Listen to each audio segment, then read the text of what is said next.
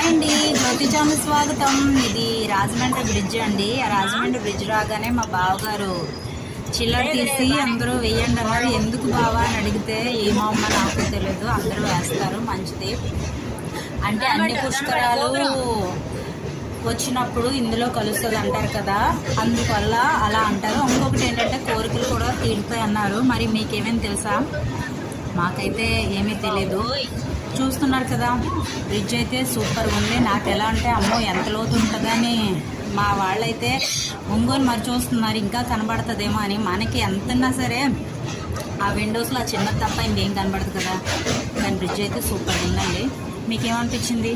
నా వీడియో కనుక నచ్చినట్టయితే like, share, comment, subscribe. Like చేయకపోయినా పర్లేదు, కామెంట్ మాత్రం చేయండి.